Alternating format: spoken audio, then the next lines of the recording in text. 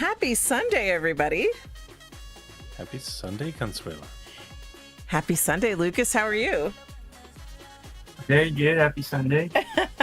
I'm so excited to be here today. If anyone hadn't read the description of the video, we're here with Lucas Lameth, which I'm super excited about because Tour and I, we definitely describe ourselves as foodies in Second Life.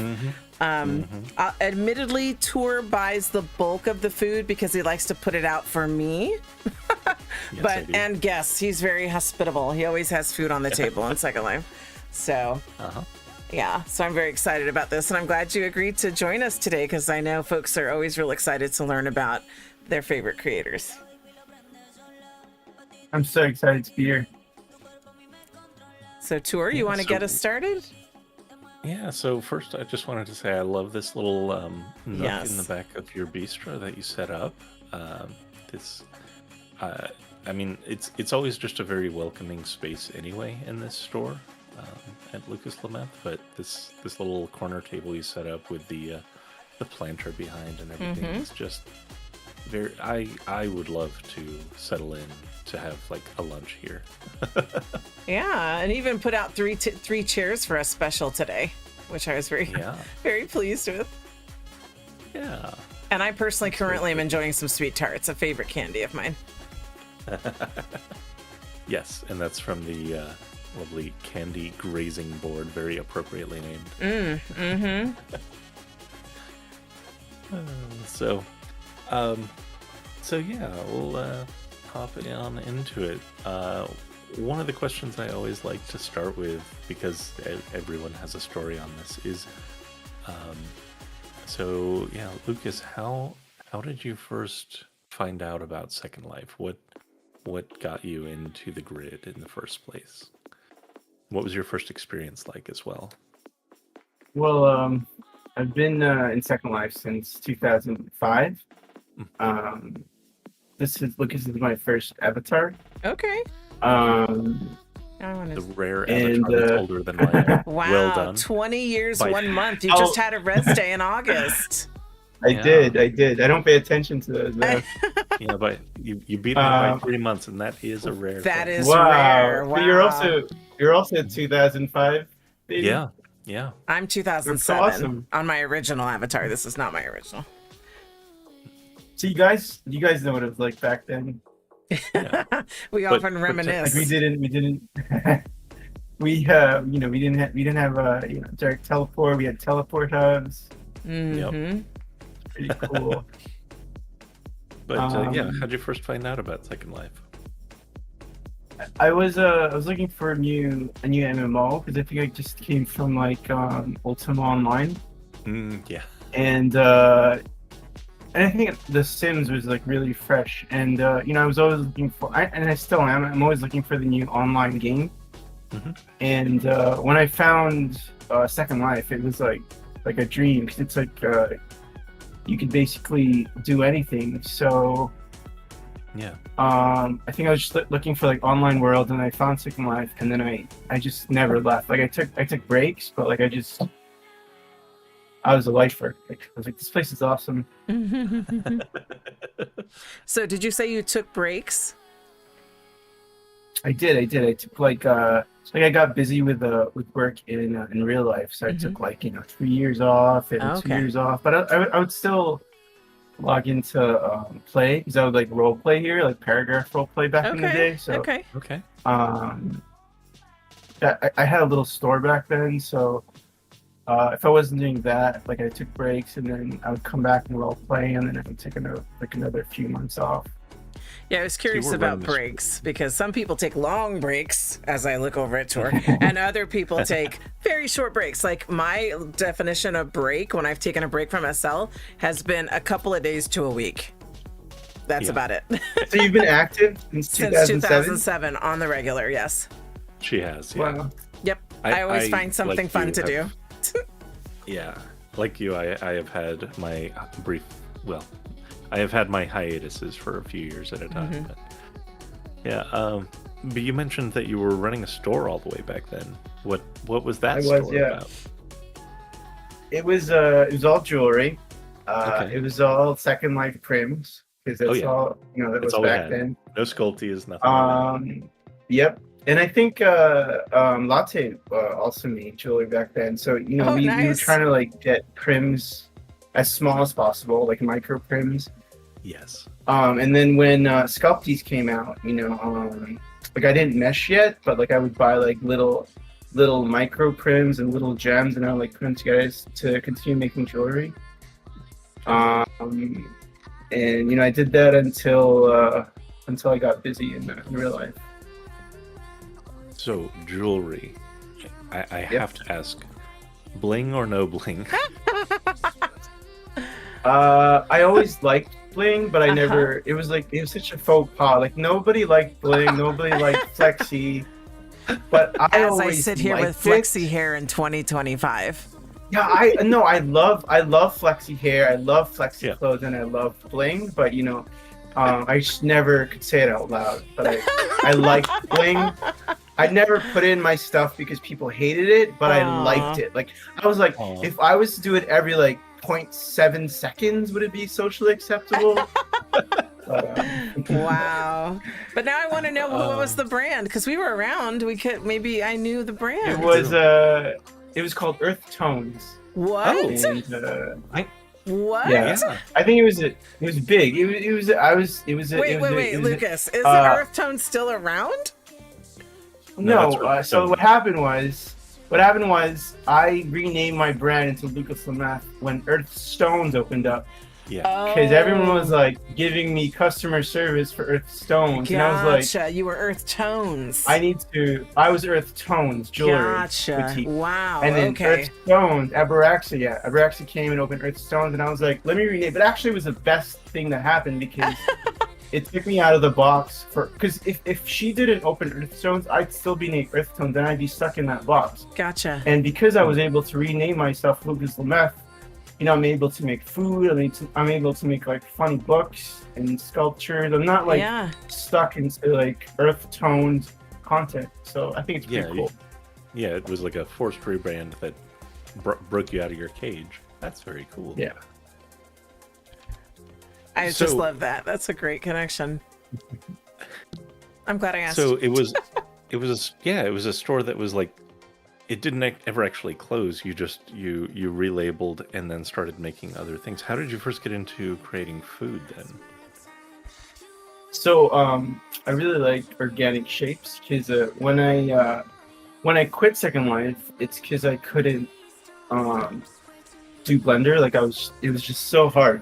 So I was like, I can't sculpt in Second Life. I'm gonna sculpt in real life. So I focused on that. So I just sculpted in real life. And then one day I was like, I really want to learn how to sculpt in Second Life. So I sat down one summer in 2016 and I just learned how to sculpt.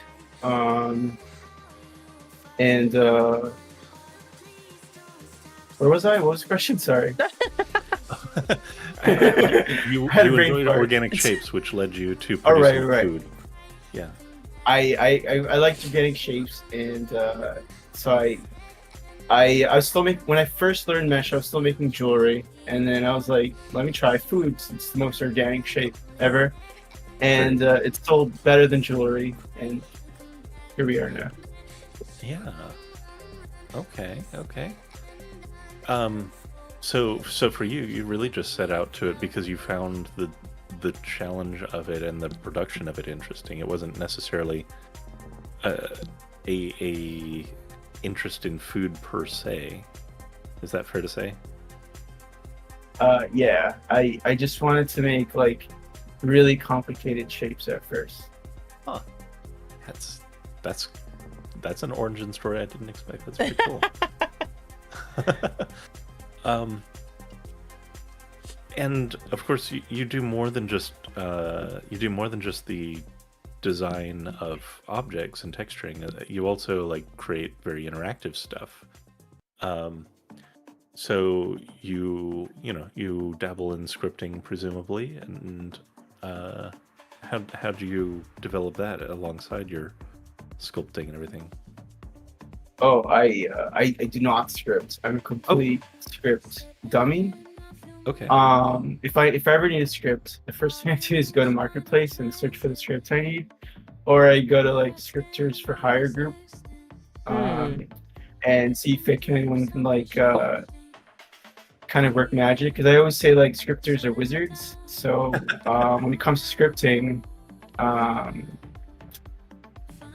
definitely don't know how to script. Well, Lucas, you have a wizard at the table. I just want to tell you. Wow, that's amazing. Tour is a scripter, but I'm just saying it in general, not because he's for hire, because he's super busy, but he's a wizard. Just wanted to throw that out there. I think all scripters are like Harry Potter. They're just absolutely amazing. Because like you could literally do anything you can imagine. Like you want to do like X, Y, like a magic spell. Like a scripter can do it. It's so cool. Yeah, but we can't always make it look good unless we have some object to make it interact with. That's the easy part. Oh, you say that. It's funny because I feel the exact opposite. Like scripting comes very naturally to me, but the things that people are able to create are what always has seemed magical to me. Just being able to... I never heard it that way. Yeah. Just being able to conceive of something and be like, yeah, I can do that. Just bam. Here's a whole mesh with a texture, and it's now a thing that exists in the world. And it's like, wow. I don't know. That's the natural part to me. Huh. Yeah. Very cool. So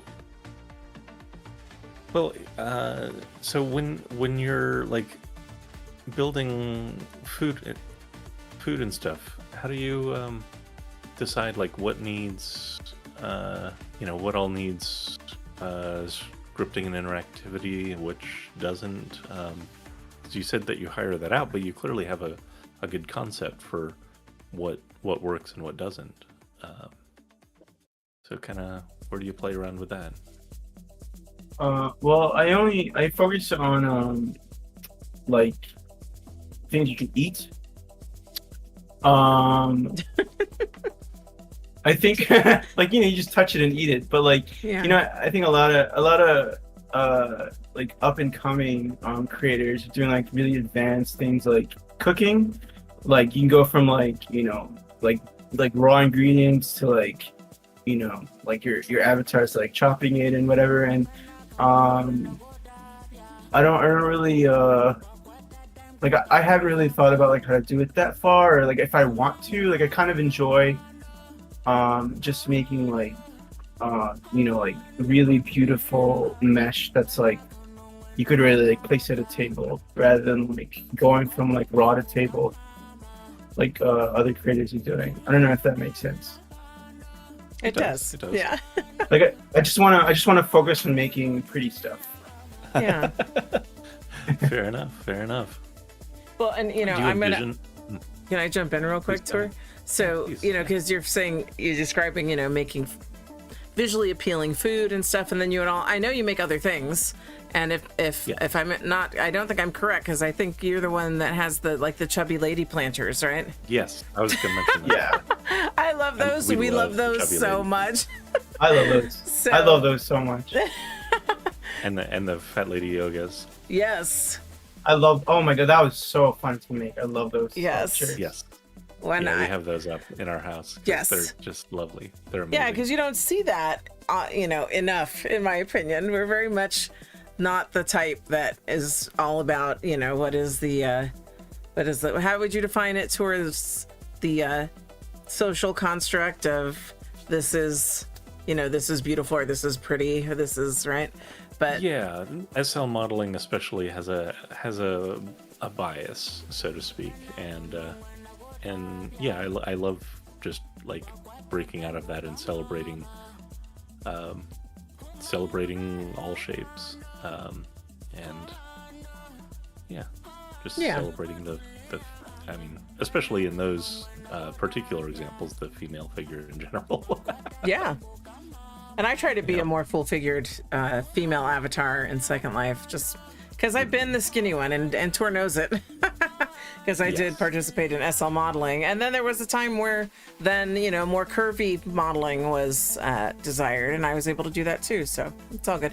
I'm seeing you both type in local. So we have an audience now. Is that what's happening? Oh, We it's have Sequoia. Sequoia's dropped in on us. Yeah. Sequoia. Hi, Sequoia. Look at her. It's been a minute since I've seen Sequoia. Hi, Yeah, Sequoia. she's set up for going hiking apparently. Yeah. She wanted to pick up some snacks for. I love Really it. I great. love it. All right, sorry, I just was jumping in, got distracted. Yeah. But yeah, there's a lot of things that come out of this store. There's the statues, and like there's candles. There's all kinds of cool wall art.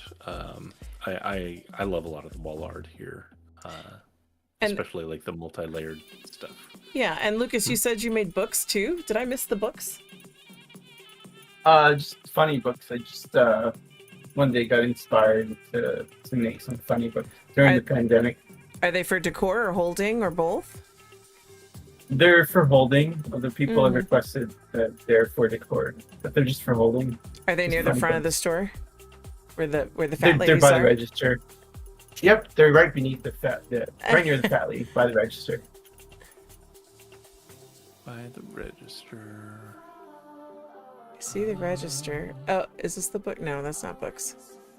Just like 10,001 dick pics and Oh, how to slap someone while you're oh yeah, they are socially by the yes, distancing. yes. Wow, I How to see say them. fuck you in a nice way. Oh, I need that one. Just funny books. Catfish and Second Life. Wow, wow. Yeah, how to find your soulmate at events. Well, You need these. Alcoholics Anonymous. I need the what? Yeah. You need the Alcoholics Anonymous, controlling your alt making addiction. Wow. Okay, Lucas. Some of these are spicy. Whoops. Yeah. Love it. I love it. I didn't realize you made those too. I'm gonna have to pick some of those up. They're really popular. They're fun to make. Yeah.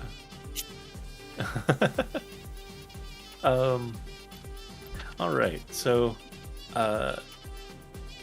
we also like to dig in a little bit about who Lucas is. So, starting with, of course, you mentioned how you found out about Second Life, but where are you from loosely in First Life? Not looking for like address, but like, you know. I was born in New Jersey. I was raised in the Philippines as a little kid, Oh, Okay. and then I was sent back to New York City, where I grew up like my whole life. And now at 40, I'm back in the Philippines. So okay. mostly New York City, and now in the Philippines. That's Okay. fantastic. And so you've gotten to travel a fair bit. Well, not like travel, but you've moved around a fair bit, and especially places like New York are very full of different cultures.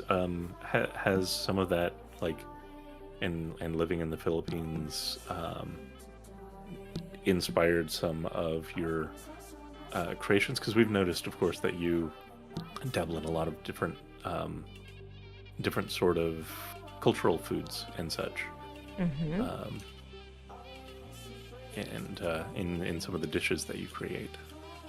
I know I about fell over when I saw the Puerto Rican flag on a thing of rice one time. Yeah, I was like, what? Because we already loved your stuff. And then when I see a Yeah. Puerto Rican flag, that's rare. Yeah. Yeah, like I said earlier, I grew up in Spanish Harlem, so Yeah. a lot of Boricuas Yes. in my old neighborhood. And to answer your question, most of my influence probably is from New York. And what's great about New York is it's a melting pot of like Mhm. all the cultures. You could find like food from all over the world there, and I think that's also important because I think most of the people in Second Life, or most of my customers, are American. Mhm. So so most of my influence definitely come from New York, and then like all the global food that's already there. whatever's pop, like Chinatown, and then there's Thai food, and there's like a Polish neighborhood, there's like a Puerto Rican neighborhood, like seen some Jamaican dishes. You got your oxtail. Yeah. And stuff. Well, I've never had oxtail, but okay. I have a lot of I had customers who requested Jamaican food and oxtail, so that was an absolute privilege. I was so happy to make that the oxtail dish. So do you get a lot of Or maybe requests I have like had that? oxtail. I do get a lot of requests like that, and I don't get to make all of it, even though I want to. I do get a lot of requests like that. But I also have to think about, like, you know, is everyone gonna like this? Like, because is this gonna sell, like, you know, from like, you know, most of my customers, or just a few of them? Because like one time I made Filipino food, which is where I'm from. I spent a whole week, 1 week making Filipino food, and no one bought it. What? So and I was heartbroken. Well, you know, I learned my lesson. So, you know, I always want to make sure that whatever I make, people want to eat it. Yeah. You know, in real life. Which or dish people recognize it. What dish? It was like a whole roasted pig, which people didn't approve of. And then like just really quintessential like lechon, and then like just quintessential Filipino food, like pamain, where you like eat with your hands. And I was just like so into like making it that I didn't realize like people don't actually eat this like in America. Like they don't really like know what it is. Like there's no Filipino restaurants there that have this, and so yeah, I always make sure that, you know, whatever I make is it's gonna be at least a little bit of a hit. Yeah, and I don't know if I'm gonna jump in again to her, so I'm sure he doesn't mind. Please do, but yeah. How? Okay, so no, I understand that you want to make sure that you're creating something that is gonna have some dividends for you, right? So how do you like even determine what might sell, so that you're not wasting time on creating something that doesn't? I think you just have to be like really hyper aware of pop culture and what's not in Second Life yet. Okay. Like let's say there's like a trend. Like for instance, I just made Korean food. Okay. And you know, I was really hesitant, but like the show K-pop Demon Hunters, yes, like the song has like 1 billion views. Wow. And K-pop is huge right now. So everyone wants to try Korean food. But if you were to make Korean food 6 years ago, no one would buy it, because no one K-pop wasn't that popular yet. But now it is. So I think you just have to be like really hyper aware of like pop culture and popular food. That's wise. And then I know you said that folks make requests. Is there kind of like, do you have like a request form that people could just throw their ideas, or they just approach you? Or I know you said you were open to them. You don't necessarily make each one. I figure you have to kind of evaluate the requests. But what's the avenue for requests? They like people send me note cards in World, or they send me Facebook message, which is the two that I prefer the most.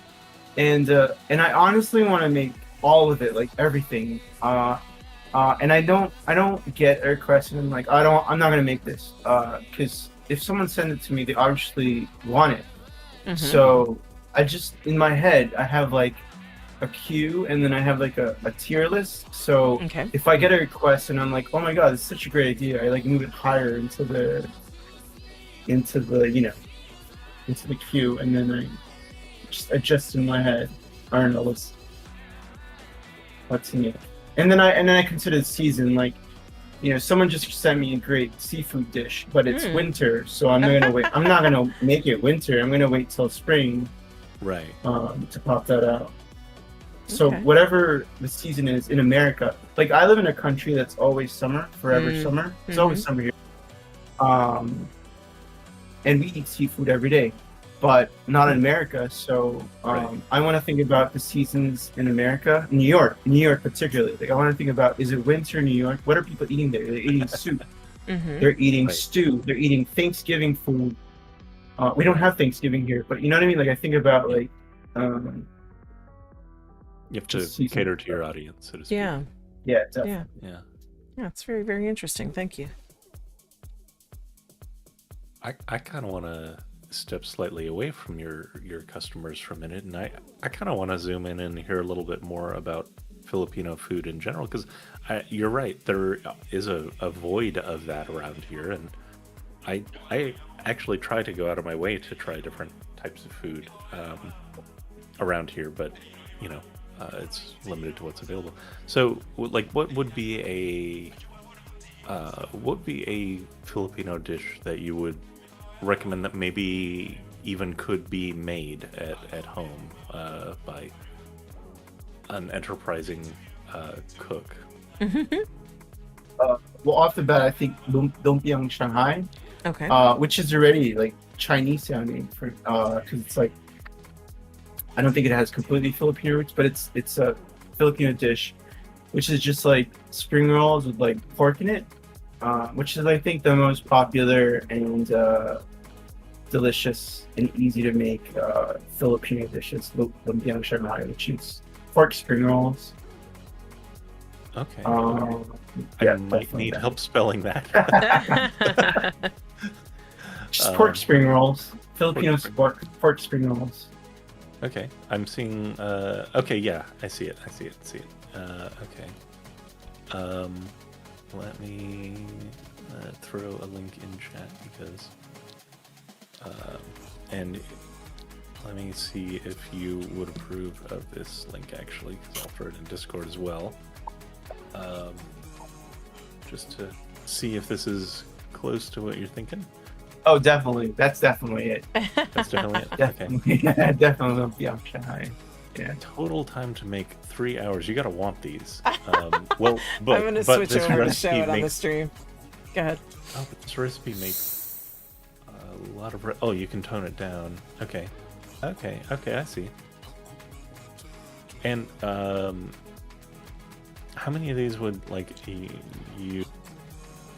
Because I can't quite tell. It looks like these are, at least on this side, are being made in bulk. But Yeah. So when they have Filipino parties, this is the first thing that disappears. Like it's finger food and delicious, and everyone just eats it right away, like before the actual meal. It's just gone. Amazing. Easy. It's crunchy. I'm getting hungry just scrolling this website. I love an egg Looks roll. really good. Mhm. Yeah, these look really, really good. Egg roll, spring roll, any kind of roll, anything that looks like this. I It's want definitely it. a meat roll. Yeah. Yeah, It's all meat inside. yeah. Thin crisp shells give way to the savory filling within. Wow. Nice. Well, And I thank you know for I've that. had some of these in my lifetime. I know I have. I used to, when I was in college, I had a sorority sister and roommate who was Filipina. So I know these. And it's been too long. Yeah. Now I want some. Fantastic. All right. So yeah, I can definitely appreciate having to couch what you actually create, though, based on what sells. And I've definitely noticed, now that you mention it, some of the New York influences. I think there's like a New York pizza tray, Yeah, of like definitely. New York style pizza that I've seen here and stuff.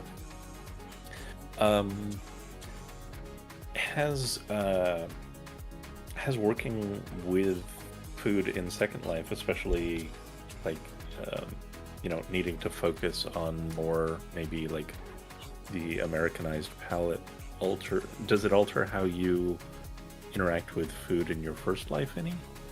Because obviously you're limited in what your current first life influences can do to Second Life. So I'm curious if it goes the other direction.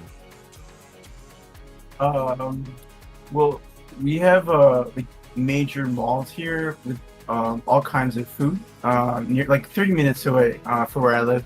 So what I do is, if I see like a restaurant that I like an Italian restaurant or something, or like a Japanese restaurant, sometimes, or a buffet, I will go and say, and it sometimes it's not that cheap. I'll go like I did this in New York, by the way. Like I would be like, I'm gonna go on a work like dinner or work lunch.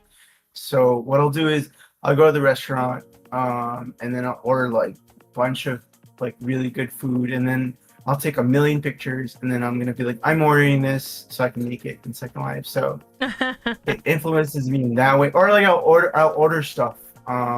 So like I recently made Korean food, and I had a bunch of Korean food that I said I was gonna make, but I ended up didn't, like Korean moon pies and some like honey like pastries and kimchi, and I didn't end up making them, but I had all the references in my face and I ate it, and I was like, oh well, I bought it for work, it was for science. Is amazing. For science, I love that. Yeah, that is fantastic. That you just yeah, this is a work lunch. This is a delicious work lunch. Yes. Like or like prepackaged like Dunkin' Donuts or like McDonald's, or like one of the most popular things I made is like some tin cookies that in the blue tin, and then like butter cookies, and when you finish it, people put like sewing supplies in it. Yeah. But I totally bought that, and I was like, this is for work, and I made it one by one, and as soon as I finished meshing it, I just ate it all. So totally buy food for science. It's the best. So, that actually makes me really curious. So, your photos, do you use those to create textures, or do you texture in a different way? Like, how does that all work? Because like your food is some of the most like realistic looking that I've seen on the grill. Most of it now is Substance Painter. Some like Substance Painters got really good with getting food textures, but like if it doesn't have everything, so like let's say I need like a really good like deep, like on this table, like if I need the mint leaf, or like the kiwi face, I would scour Google and just the images. I would find the highest resolution and the best picture that I think that would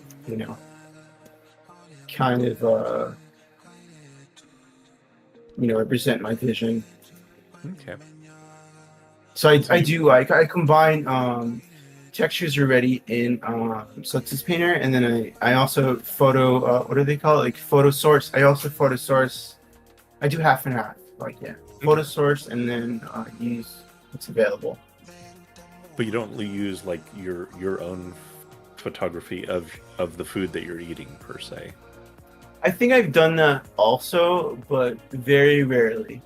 Okay. But I have done that. Okay. Like taking a picture exactly what I'm eating, and then upload that for a texture. Very cool. Very cool. Yeah. So have of the food items that you've created, do you have a favorite of your own creations at this time, or no? I know that's kind of a weird question, but yeah. And I'll say it this way: it can be one of two answers. Either the creation itself is your favorite, or it's your favorite actual food that you've personally eaten. I'll take. I haven't made my favorite food in Second Life because I'm afraid I can't do it justice. Oh wow! And I have a friend / customer who's like, you need to make it as soon as possible, which is a salmon sashimi. Okay. Salmon sashimi. Okay. Yeah, so it's my absolute favorite food. And I literally put off making it because I feel like I don't want to F it up and not make it the most appetizing thing ever. But the most favorite thing I've made, yeah, I always like probably my latest thing, I guess. Okay. So what's So your latest thing then? which is the candy board on the table here, Oh, the which one is I'm enjoying. for custom 9. There The was. candy Yeah. grazing So yes. yeah, I wanted to make candy for Halloween, but I don't like making stuff that's put away after the holiday. Like I don't want to make Yeah. anything that's Yeah. just Halloween, and then after Halloween, like people pack it away, or after Yeah. Christmas they pack it away. Well, I wouldn't even have This used to thought happen of all the Halloween time. looking at it. Yeah. I just love But, candy. yeah, so I wanted to Yeah. make. I wanted to make candy, but I wanted to make sure that it could be put out all year round. So Mhm. Yeah. that's what That's I'm making smart. for Yep. custom night. Yeah. And this is definitely going up in our house. Oh, it is. I love candy. I don't know how many times I've already said that just in this stream alone. I gotta send it to you guys when it's all packaged up. Oh gosh. Okay, moving right along. I think I know the answer to this, but I am curious. Has this always been a solo enterprise for you, or have you worked with anyone? You mentioned hiring scripters, of course, but have you actually had like a partner in the brand at any point in time? Never a partner. I had someone help me with Pinterest. Like I'd be like, hey, they wanted to be kind of my assistant, so I was like, just save ideas on Pinterest, and that'll be helpful. But I've never had a business partner. It's always been solo. Okay. Fair enough. And that's kind of what I got the impression of, especially since you've been doing this since way early on, certainly earlier than I was expecting. Mm-hmm. Yeah, we started Second Life together. Yeah. More or less. All of us, all three of us. I came a Yeah. little later, but Yeah. yes. The golden years. Well, 18 years. We're turn our 20 years. You're 18 years. Correct. Right? Yeah. A long Yeah. time. Yep. Yeah, just think, Lucas, pretty soon we'll be allowed to drink in SL. Next year, we're gonna have a drinking adult. If I had a child when I started Second Life, they would be able to drink next year. Yeah. That might not be true that might be true for one of us. Yeah. You're almost there. Yeah. 3 more years, right? Yeah. 3 more years. 4 more years. Oh gosh.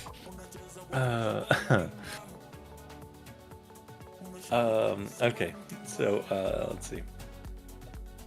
One thing that I really have always liked about your dishes is you tend to mix up kind of your presentation of them. So what I mean by that is like some of them are on like plates, some of them are on boards, some of them are in trays, some of them are in like just wrapping paper sort of thing. I imagine that comes from, where you found it served and the contexts in which it's served. But do you have like any sort of different process for deciding on presentation for a dish? I always want to be the kind of presentation or dish that can be like added at a potluck or just on like a table spread. Mm-hmm. So I always have that vision in mind. Like, can I add this on a table where food already is existing, and then people enjoy it? Yeah. Would it make sense on like a dinner table and a coffee table kind of thing? I kind of always think about that. Yeah. And kind of zooming away from food for a minute, I'm a little curious about one thing that I've noticed with your decor is there's a leaning towards, and I could be reading into this, but I've always felt there was kind of a leaning towards kind of like obviously nature, but even more than nature, there's like a whole aquatic vibe to some of it, or beach house vibe to some of it. I could be reading into that, but you know, I've noticed that you've got like ships and fish and a lot of aqua-colored things around. Is there any story there, or am I seeing things? It was kind of just a phase in like maybe my early days of meshing, to make a lot of fish sculptures, and I think like I have these like metal fish sculptures that are on the wall, because I had one in New York they couldn't bring to the Philippines that I was thinking about, because it was super huge. It's like as big as my luggage, or as big as you see it in Second Life, and and I think I just went through a phase of you know, wanting to sculpt beautiful fish, and that was like around 2018, 2019, if I was making food. Yeah, so that explains that fish wall. Yeah, for sure. And then beyond the fish, you moved on to like flowers and butterflies and things of that nature. And yeah, I was experiencing. Let's really like the wind chimes. So what drives some of your non-food creations?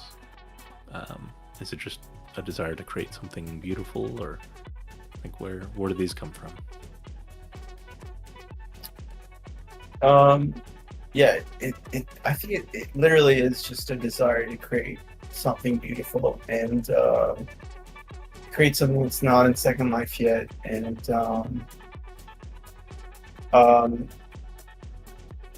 like some of the sculptures I made, which is like the abstract woman,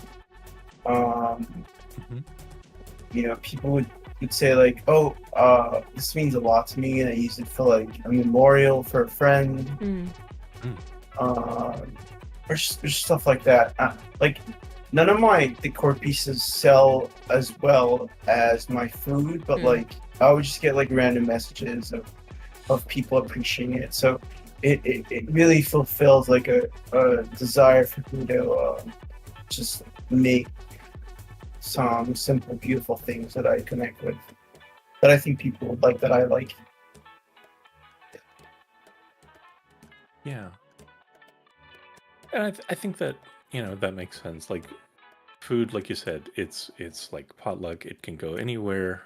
With furniture and especially art, it's much more subjective, and it has to speak to the individual in some way, and has to fit into a space in a bit more of a way. But I definitely think that you hit on things in some of your creations that, yeah, definitely are not represented in a lot of much in the grid, and there definitely are both unique, like quirky, but also some unique, like just straight up beautiful pieces. So you know, job well done there. And I imagine that some of the statues in particular are kind of a self-challenge, because you know, you mentioned that you like challenging yourself with organic shapes and stuff, and some of those are probably a little tricky to put together. Absolutely. Yeah. Very good, very good.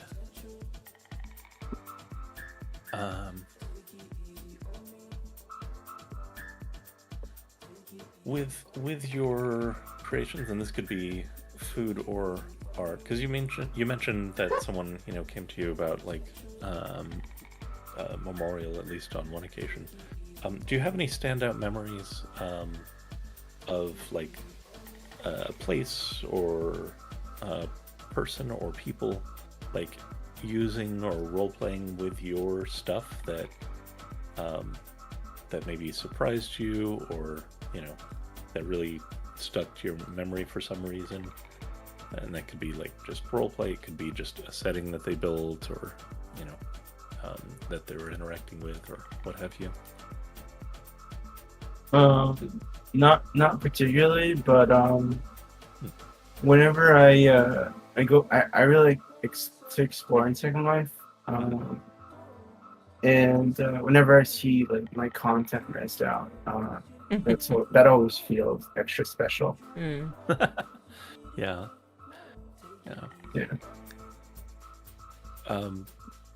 So is that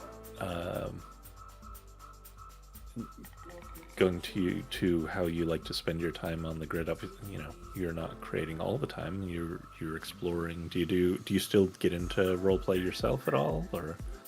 I don't, just because it takes so long to write all those paragraphs. Do you miss it though, or but are you over it?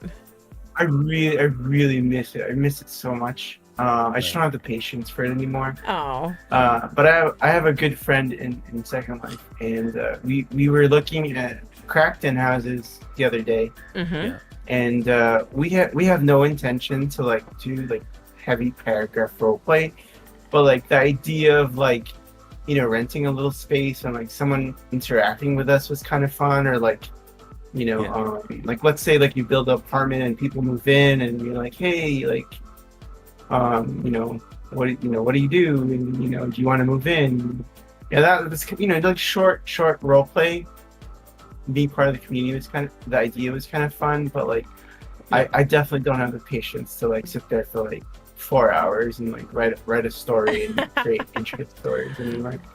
But I like reading it. I love like being a wallflower and like reading their role play. But I don't really want to write. It's so is it it's the time that it takes to create that kind of like role play exchange that's the main deterrent for you at this point? Yes. Okay. Yes, because I remember it takes like 15 minutes to like wait. Yeah. For like someone to post, and then like it takes so long. I feel you on that Especially one. if there's someone like me. Well, I mean, you were pretty good. Like I've been a paragraph role player too, so I feel what you're saying, Lucas, on the side of patience for it.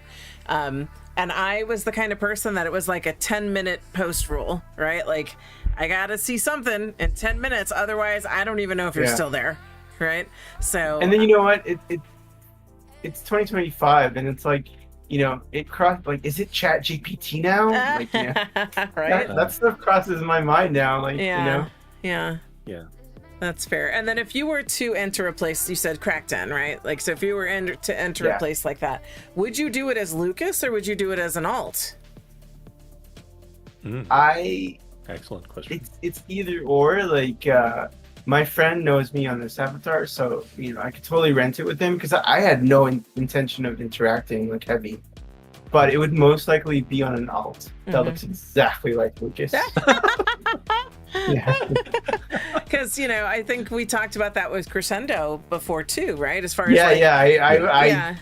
I finished that interview. Yeah, definitely. So and they have about basically being hounded while they're trying to chill about work stuff. Yeah. I can see it either way for sure.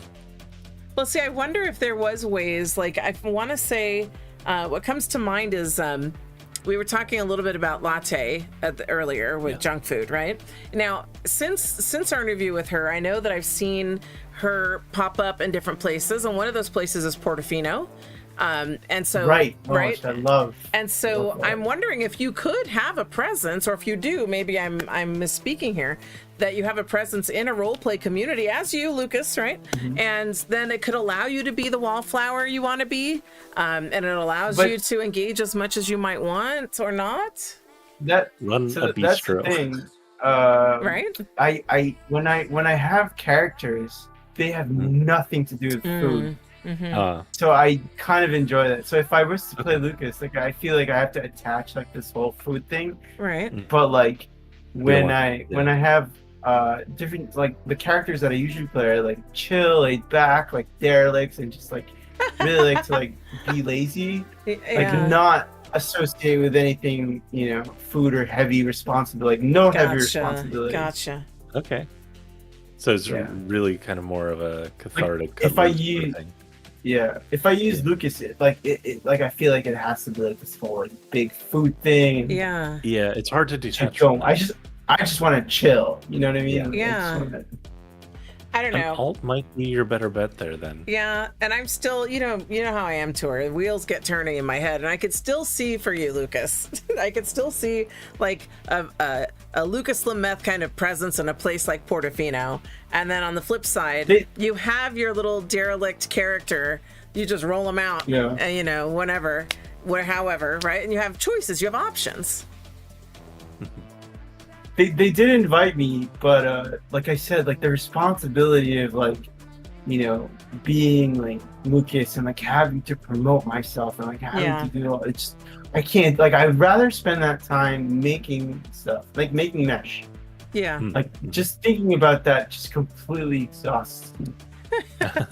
And just for the record, I do not work for Portofino, so I'm not trying to like. I know. So but- no, I love Portofino. I Yeah. love everything they do. I love them. Like, I think they're so cool.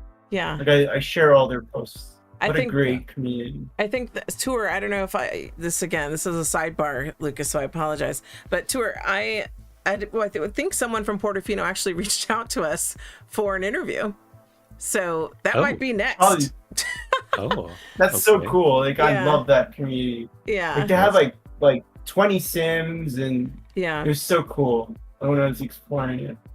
Nice. So, Very and cool. Tour I and was are even thinking role about players. moving there. I Yeah. didn't get to explore that much. Where do you guys roleplay? Well, we have role played in the past, and much like you, Okay, it just actually, ironically, Tour and I never role played together in the same places, right, Tour? So you had your role the play years, history, and our paths did not cross in role play. They crossed at a strip club, but they did not cross in role play. Strip club? Yep.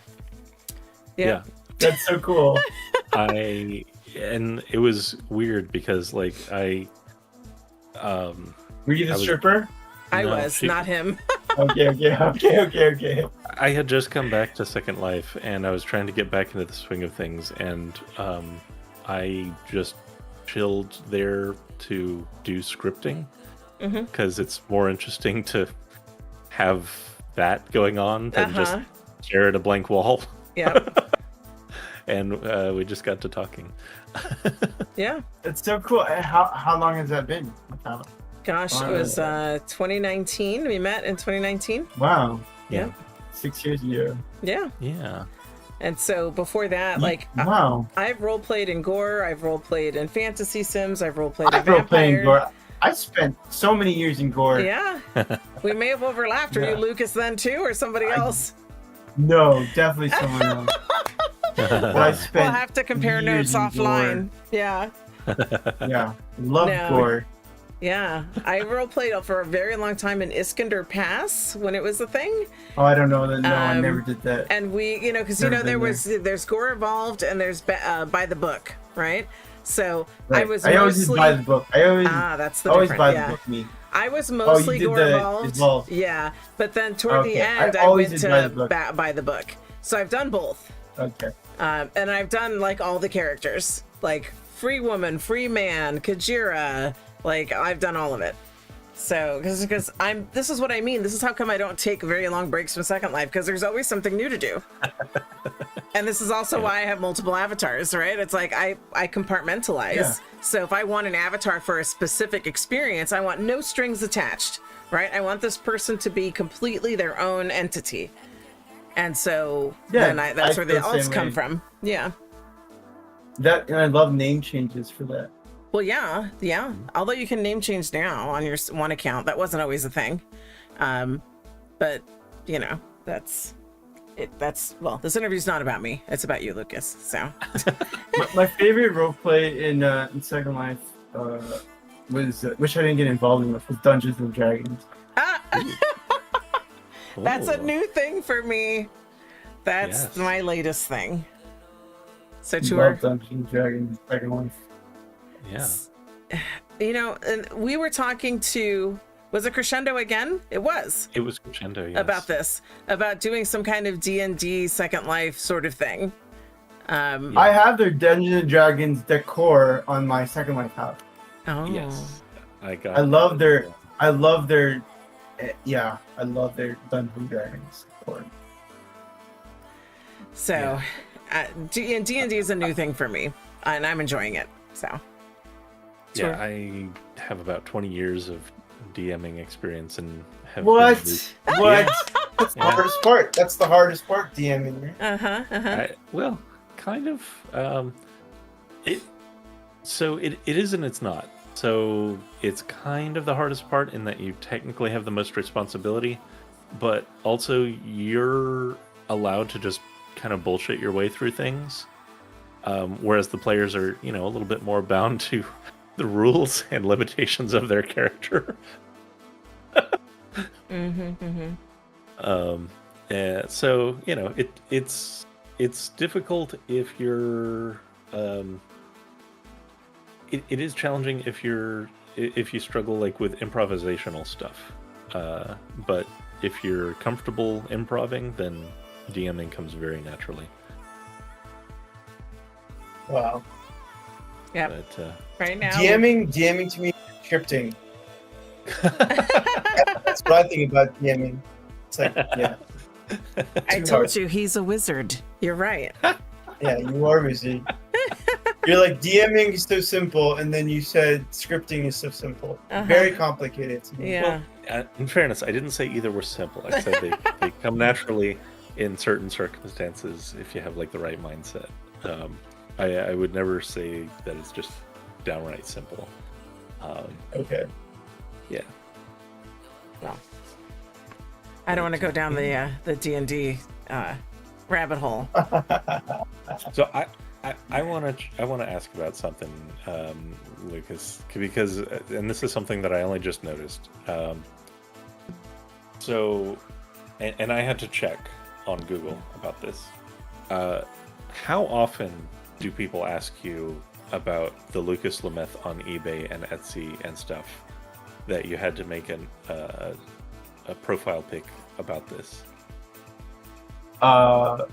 Did I made a profile pic about it?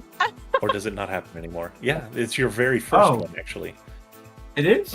You say, I have no affiliation with any eBay, Etsy, or real life shop using my SL alias, Lucas Lameth. Whoa. Oh, wow. And sure enough, there Yeah, is so a permanent Etsy account out there. So, like I said, I was making jewelry in Second Life since 2006, 2005. And, suddenly, like people started. There's a designer in real life called Lucas which uses LUC like me, Luck. Okay. So I'm called Luck Jewelry, and they stamp their jewelry with LUC. And so,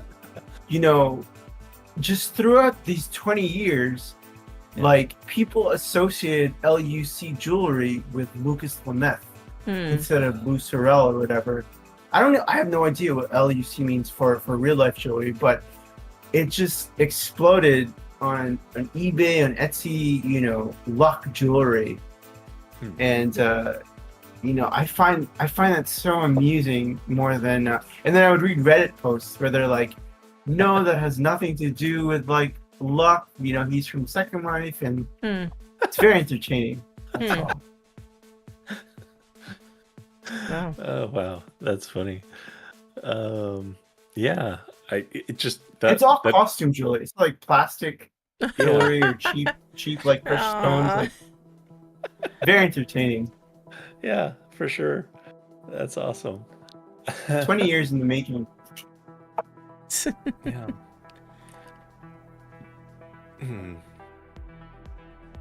Oh gosh. Okay. So let's see. We kind of covered a lot of that. Yeah. I'm looking over your notes too. Yeah. Because kind of sometimes, discussion leads to different things. Okay.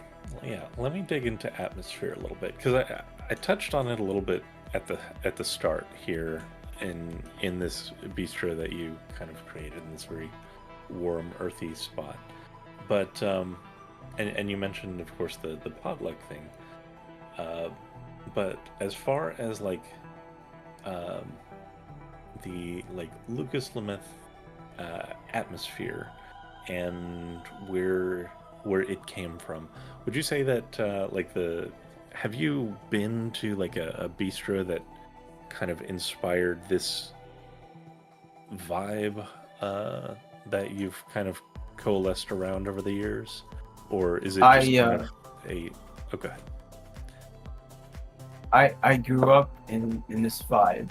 So Okay. when I was I'm 41 now, but when I was in New York and I was like 20 years old, and when I started Second Life and I was working in real life, I worked for two very beautiful and stylish lesbian owners of a gift shop, and it was a Hallmark greeting cards. Okay. But 60% of the shop was whatever they wanted, and they would order like the most beautiful like jewelry and the beautiful furniture, and it would just be like a shop full of like really earthy and beautiful stuff. Okay. And you know, they would also, like, for Christmas they took me to this German restaurant that was very similar to my boutique. Like, it was just like really like not minimalist, like it was just full of stuff, like full of decorations, like full of good food and full of people. And you know, just thinking back on it, like I kind of and they told me like never start your own business, never whatever. And I was thinking like, I want to do exactly that, and I want to be just like you. and it's what I did. And I was like, but I wanna. Yes, yeah. And I was like, Amazing. I want to open a gift shop.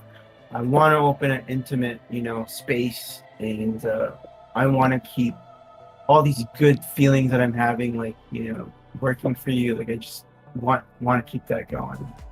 Yeah. Interesting. And they're probably like 75 years old now. But they would come to work every day with like, power heels and like full makeup and just beautiful like clothes, and I totally looked up to them. Every day, like in heels. Yeah. Huh. I love that. A lot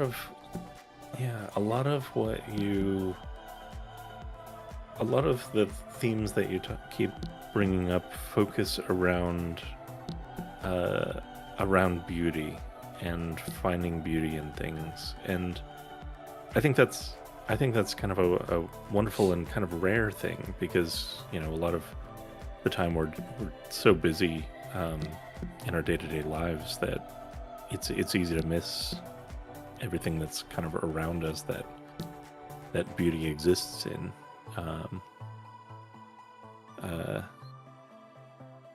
I'm a little curious how you kind of look at the world around you, that you stay focused on that. And I kind of want to look through your eyes for a minute, like yeah. First of all, like just looking at both of your avatars, like I love I've been admiring your circlet for like the whole like, the whole I love circlet. the tree, and it's so beautiful. And like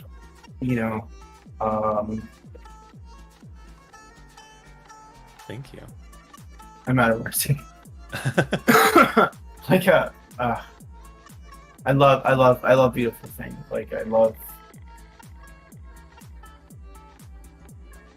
So my boss back then was like, they took me to the gift shows in the Javits Center, and they were like, and I was like, how do you know what kind of things to get, like what beautiful things to get? And she was like, if I like it, someone else will like it. They did go out of business because it was 2001 and like the Twin Towers and the economy crashed. Yeah, But I never forgot that. Like she just said, like, I just choose stuff that I like because I know other people will like it too. Mm-hmm. But you said that they had run a Hallmark, correct? Yeah, they did. And so Hallmarks are still around, correct? Like, I they feel are. like I've Yeah, seen them. they're franchise. dying. Yeah, they're definitely dying. So they didn't necessarily go out of business because of online retail, but because of the incident of the time in the area with the Twin Towers. Okay. And then the subsequent economic crash that came in the early 2000s. Yeah. Because, as someone who's older than the both of you, I know, because you've said a couple times, I'm 40 this, I'm like, I'm older than that. But I remember Hallmarks in the mall because I was a kid of like malls in that peak time. We lost ours, unfortunately. What, the mall or the Hallmark? The Hallmark. Okay. And yeah, that's what I've seen happen. The Hallmarks have just seemed to kind of just fade away. And that always makes me sad when I see something like that happen. Yeah. Because I remember enjoying going through Hallmarks to see what was in them, because they were each a little different. They didn't necessarily have the same things. They were, yeah. Yeah. And so to hear you talk about a Hallmark, it just, gave me that kind of warm and fuzzy, like, nostalgia kind of vibe, and just imagining imagining what kind of Hallmark that was for you back then as a young adult working and learning from these two women. It looks like my Second Life store. Yes. Oh, wow. They had funny books, they had sculptures, they had everything. Minus the same food. Colors. Yeah, minus the food. But they did love food too. Yeah. If they had a food serving license, they probably would have food. They would, they had chocolates. They had. There you go. Yeah, they had They would have Christmas chocolates, and they would rewrap it in Valentine's wrapping paper. And I'm like, isn't this gonna expire? And like, no, we're gonna sell it in Valentine's Day. It's the same thing. I'm learning so much. I love that. That's amazing. I love that. What an amazing environment for you. Yeah. Absolutely. Gosh. But every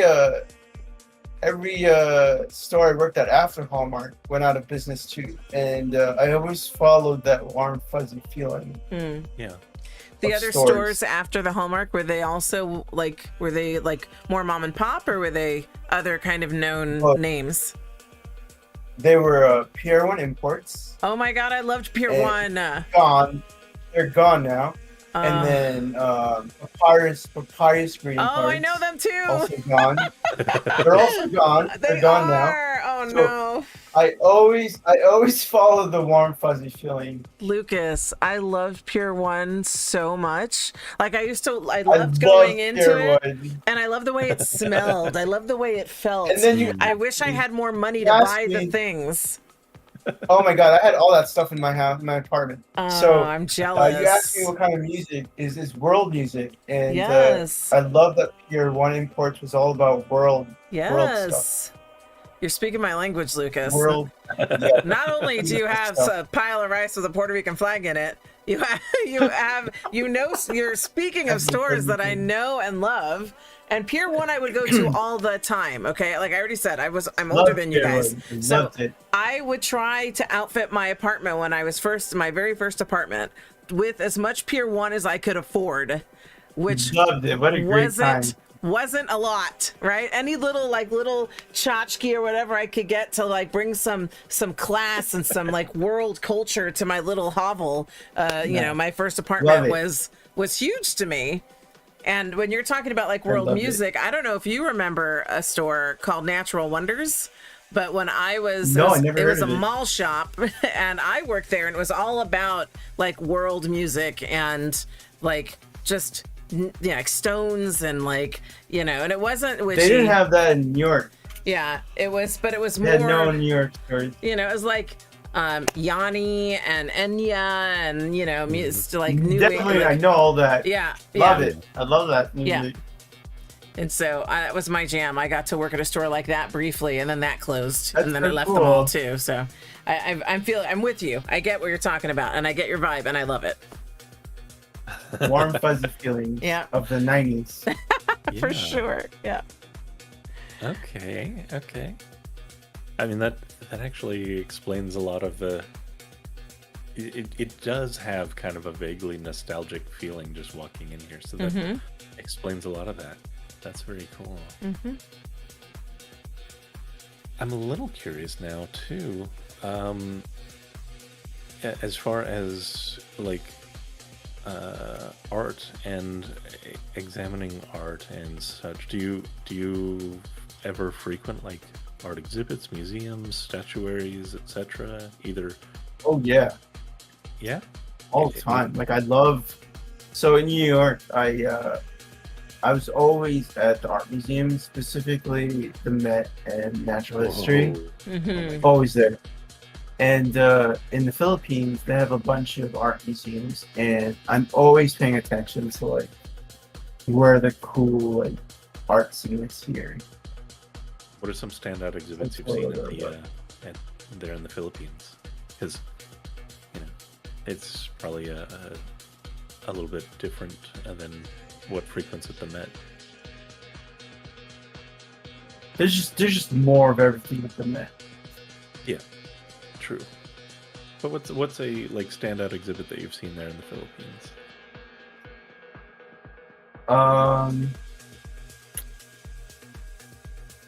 I can't think of any that I went to yet, but there's I like artsy areas, and there's a place in the Philippines called Cubao Expo that just has like a bunch of artsy cafes and artsy stores, and that's one of my favorite places here. Okay, is it like mostly like local artists and stuff? Or... Just local artists, and Okay, cool. it feels like New York. It's Nice. so small, but it's just artsy. I want to go wherever the artsy people are. Mm-hmm. Nice. Yeah. That's amazing. Do you ever have you ever wanted to try to like bring that sort of let me think on how to phrase this for a second. I know that there's a lot of events in Second Life. Do you feel like there are any that capture that sort of cozy, like local artist exhibiting their stuff sort of vibe, and or would you like to try to, or would you like to see something like that flare up on the grid somewhere? Because I know there are different art exhibits, but a lot of them are a bit more kind of very, very upscale in presentation. Not all of them, but just kind of curious what your thoughts are on virtual art exhibits here on the grid. I always like to check out art exhibits in Second Life. As for events, I don't think there's one event that has that. But like I do have my favorite events where I feel like there's just a bunch of like really fun creators. Like even if I'm not part of it, but I love to shop them.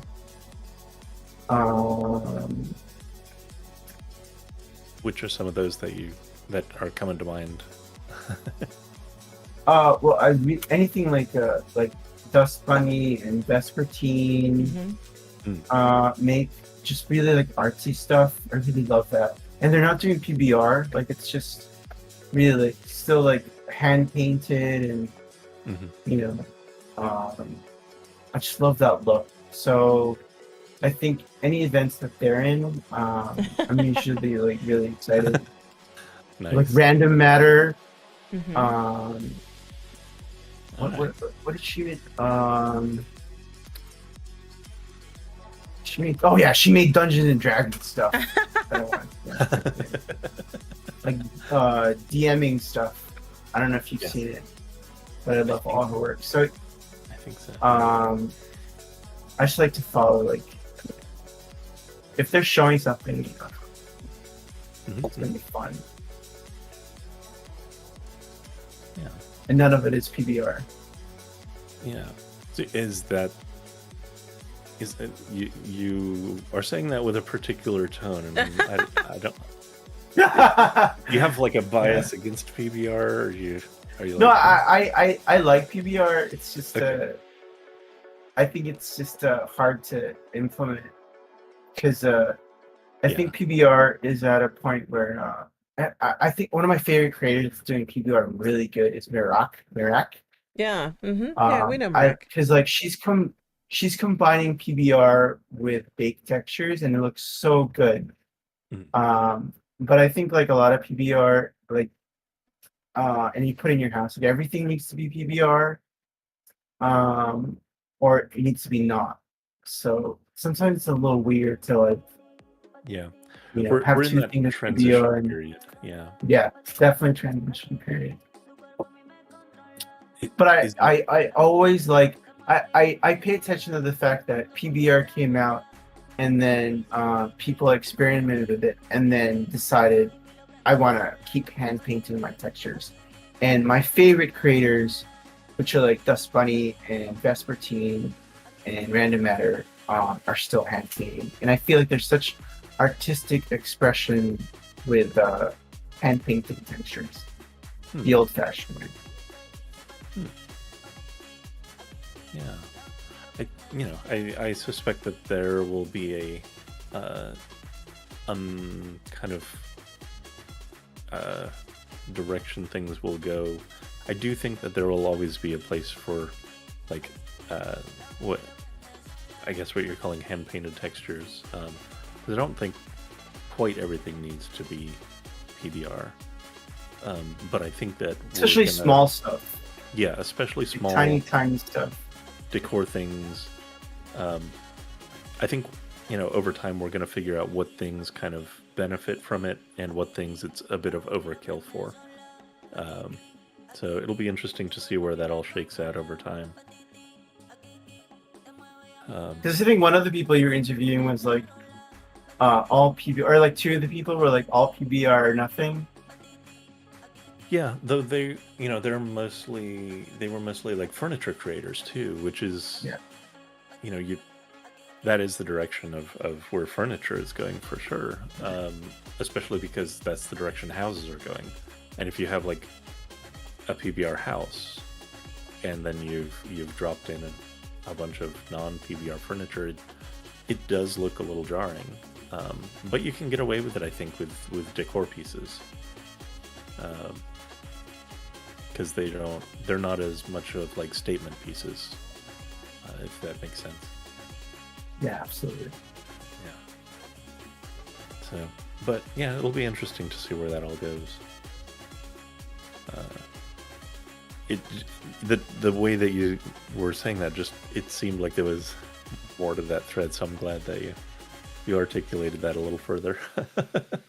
I have PBR stuff. I love PBR stuff. Like I said, I love everything Mariah. Yeah, everything she makes, I love. Yeah, I think she's only doing PBR.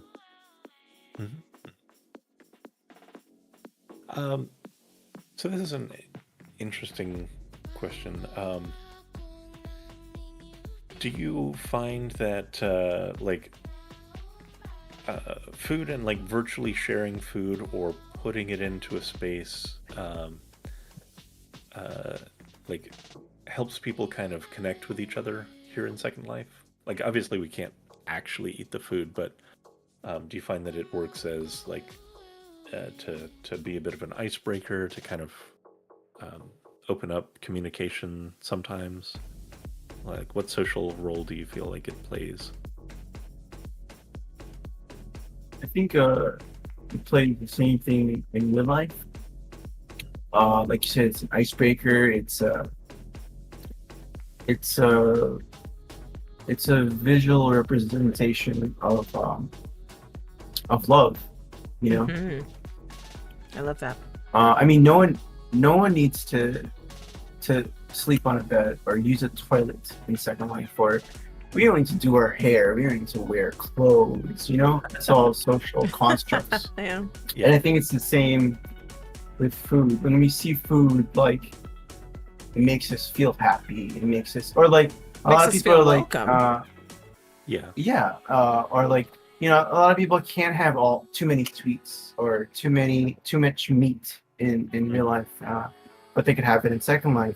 So I think it just represents, you know, tradition, family, and love, and all that stuff. Yeah, it kind of speaks to one of the, I think, like, core things about us as a social species. You know, like, you know, communal eating has always been like a staple of humanity, and is what, you know, our bonds with one another have always been based on. I think there's definitely something to that translates to the virtual world as well.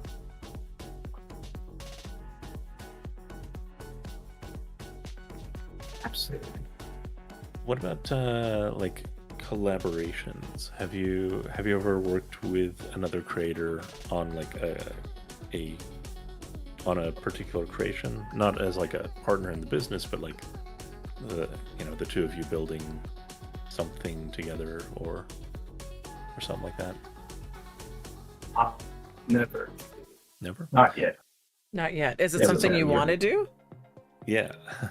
I think it's something I'm scared to do because I don't know if I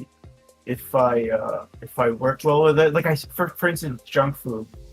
Yeah. I think it's so cool that she did like collaboration with some of my favorite brands, which is Stealthic and Oh My, and Mm-hmm.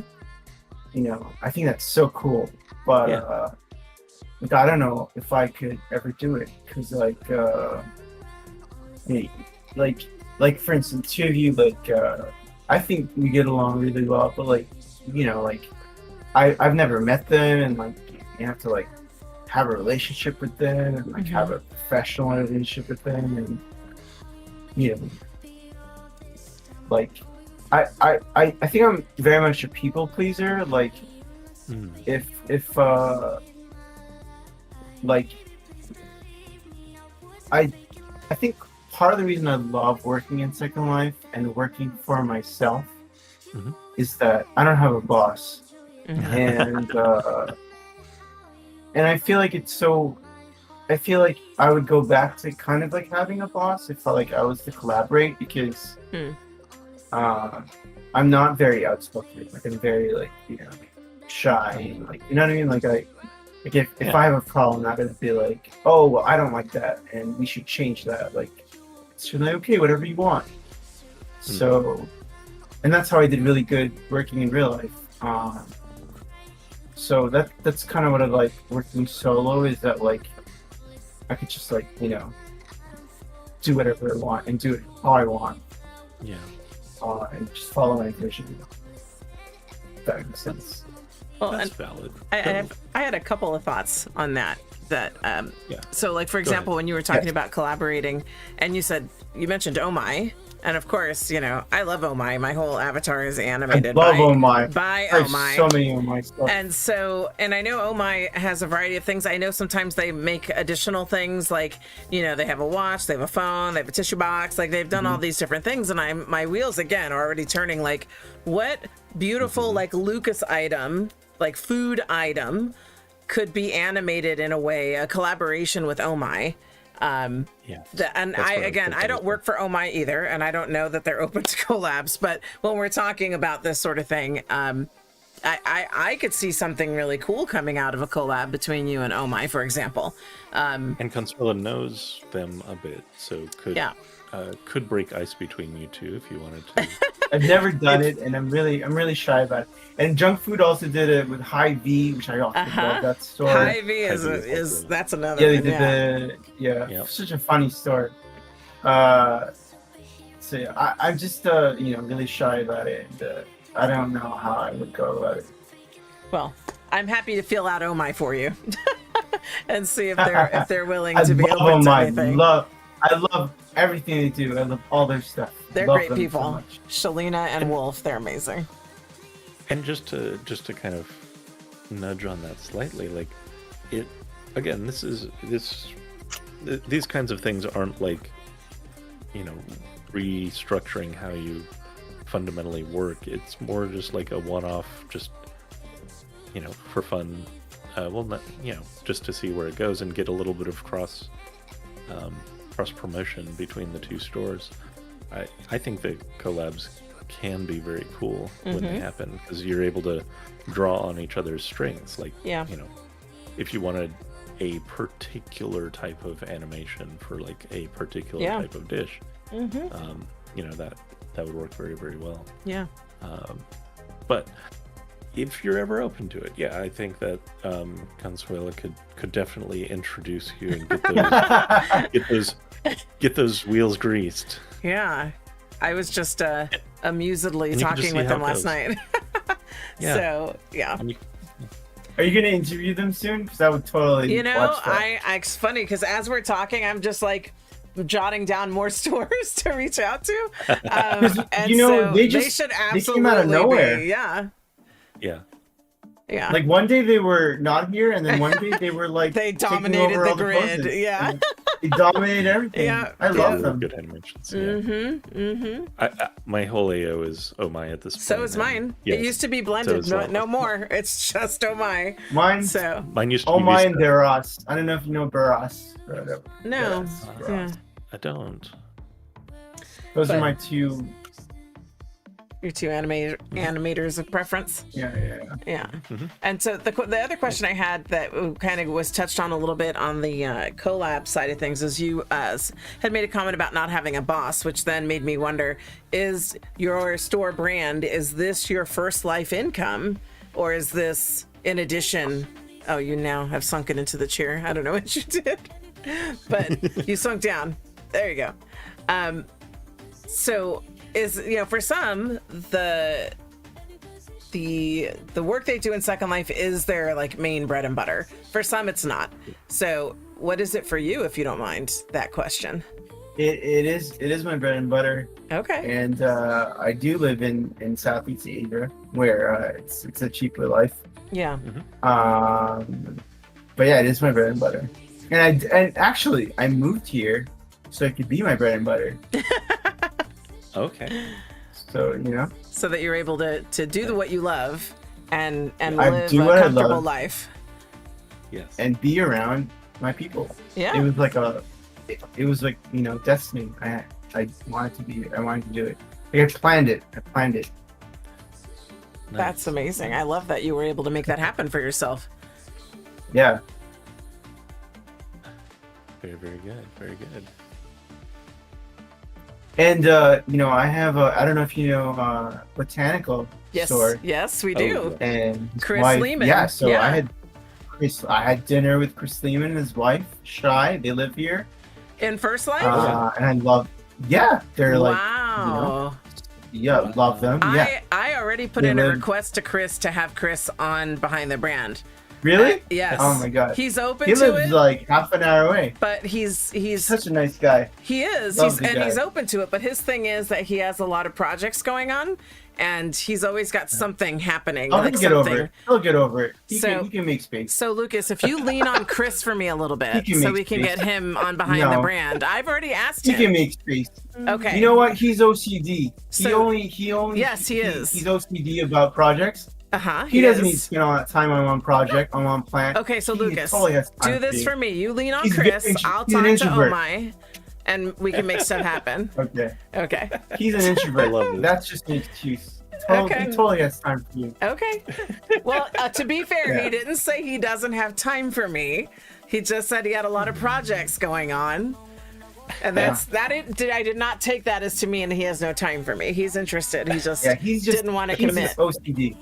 Okay. Yeah, he could totally multitask. I will have to reach back out to Chris and say, Lucas says you have plenty of time for me. You need to come on the show. Yeah. No, I do not know his wife. I don't know if you know his wife. Yeah. She also makes mesh. She's also amazing. Does she work with him on Botanical, or does she have her own brand? No. She makes animated mermaids, wait, I do know Naga this. tails. Yeah, she made a companion recently, right? Because he was walking around with a little companion, and he had told me the story that his wife made it. Oh, yeah. I don't know, but she does remember. Animish. She definitely does Animish. Yeah, that's what I mean. Animish. He had this little companion. Yeah. Yeah, she's an amazing sculptress, and yeah. And I love that they live near you. He totally has time. Yeah, 30 minutes away. Wow, 30 minutes. That's amazing. I love how small the grid feels sometimes. It's like, oh yeah, Lucas knows Chris, and then we live near each other. Yeah, Second Life's like a little town. We're like a little village. It's like a little village. Yeah, that's right. That's right. With 40,000 residents. Yeah, more or less. I know it used to be a lot more back in its heyday, but we're still here. We're still kicking. Yeah, absolutely. Alive and kicking. Alive and kicking. All right, Tour. Are you gonna start asking Lucas about the future? Yeah. You're getting there? Am I rushing you? No, that's where I'm going. Okay, next. that's what I figured. Go ahead. I actually had a completely unrelated question before I got there, though. Okay. Because it's related to the Philippines. And that is because I'm just genuinely curious. If I remember right, and continuing to talk about the Philippines, sparking this memory, in the 2020, somewhere around 2020, you all got the Universal Healthcare Act passed, right? How is that panning out? Because we're dying over here in the States. What Universal Healthcare Act? I don't know what you're talking about.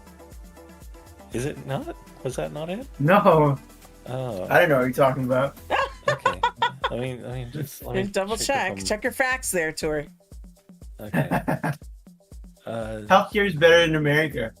Oh. In the Philippines. Yeah. That's okay. Interesting. In what? I mean, way? it's bad there, but it's worse here. Okay. Well, if you get sick here and you go to the hospital, they'll like keep you like prisoner until you pay your bill. Wow. Oh wow. Okay. In America, they'll like treat you for like whatever and then bill you later for like $1 million. Yes. Yeah. Wow. Yeah. But they're both bad, but America's a little better. Oh wow. For healthcare. Yeah. It's so something did pass. Well, they called it the Universal Healthcare Act in 2019. I don't know the actual provisions for it. I just remember hearing about it. But maybe you can't get sick here. Yeah. Okay. Or you're going to be in medical jail. Okay, medical jail. Yeah, bad idea. Fair enough. I know Tor likes to throw the social justice kind of questions out there. Yeah. Well, I like to I know love it. what all is working, what all isn't working, and get because like there's what gets out there in the news, and then there's what people are actually experiencing on the ground, and the story on the ground is healthcare jail. Fair enough. Thank you for clarifying. Still paradise here, just no healthcare. Just don't get sick. Yep. Got it. Yeah, just don't get sick. All right. Okay. So, yes, future of Lucas Lameth. As the store and continues to evolve, time continues to pass.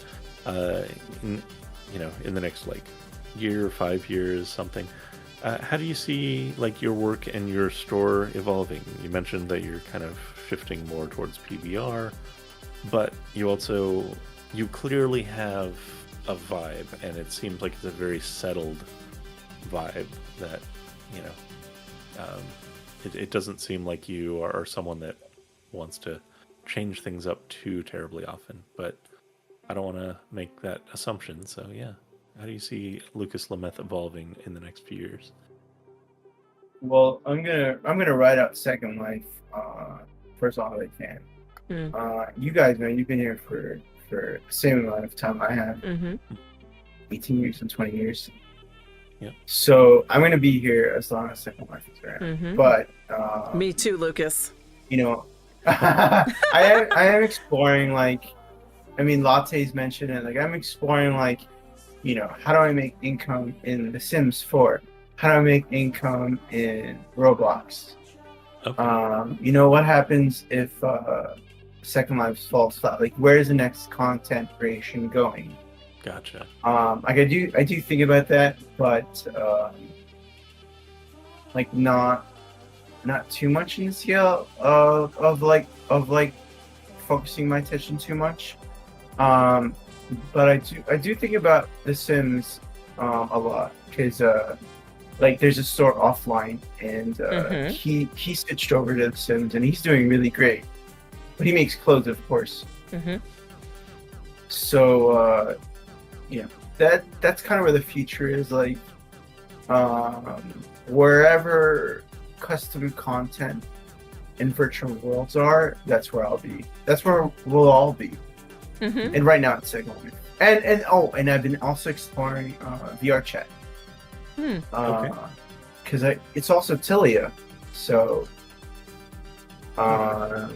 you know, what's going on there in VR chat. So How does VR that's chat, where the like, future is. how does that all monetize? I actually don't know much about VR chat. I think it's the same as Second Life, except it's on Steam, so everyone knows about it. But there's no adult-rated stuff, so no sex stuff. So it's Second Life, but no sex stuff. Interesting. Huh. Okay. All right. I wish Second Life is on Steam, 'cause, you know, we have, like, more players. It seems like they could set up a Steam launcher. I don't think that would be even too. I think they can't, because of all the adult content that's here. I don't think that holds up anymore. Oh, Because really? Really? there's a lot of straight up porn games on Steam, like explicitly. Really? Porn. They have an adult category now, so I think I wish Second Life was on Steam. 'Cause I think they could get away with it these days. Yeah. Now the both of you are making me want to look at my Steam library a bit more closely. So, because Tour knows we should be on Steam. Yes. I have a Steam All Deck. right, Lindens, you heard it here. Which I love, and I actually use the Steam Deck to play Second Life, but only I have Steam Deck. Yeah, I know I'm older than you, but I have a Steam Deck. Yeah, and so I learned it from, I don't know if you know Zipper from Alt3. She makes skins. No. I wear her skins all the time. I'm wearing a skin right now. This is Bae by Alt3, by the way. And so Zipper she knows lots of things. She's been in SL a long time. I think if I remember her story right, she maybe even started on the teen grid. Longer than us? She's been here longer than us? I would imagine. I don't know. I don't know if her account. Her account may not truly reflect that, because I don't think the teen grid accounts came over. Right. But anyway, go on. So she told me about the Steam Deck, and actually I think I saw a post of hers on SL Facebook where she was basically telling someone that they could play Second Life on a Steam Deck. And so I was like, isn't it hard to chat? What? Isn't it hard to chat? Like text chat? No, it depends on how, like, the way I do it with mine, and I've gotten a bit lazier about it, but I did get the peripheral. So, you know, you have the Steam Deck and its dock, and then with the dock, I would attach a keyboard and a mouse. And so I could type fine. And so you have to use the Steam Deck in desktop mode, and you have to run a Linux version of Second Life. And that's how I play it on the Steam Deck. And so I've been able to take a Second Life with me in ways that I wasn't able to before because of the Steam Deck.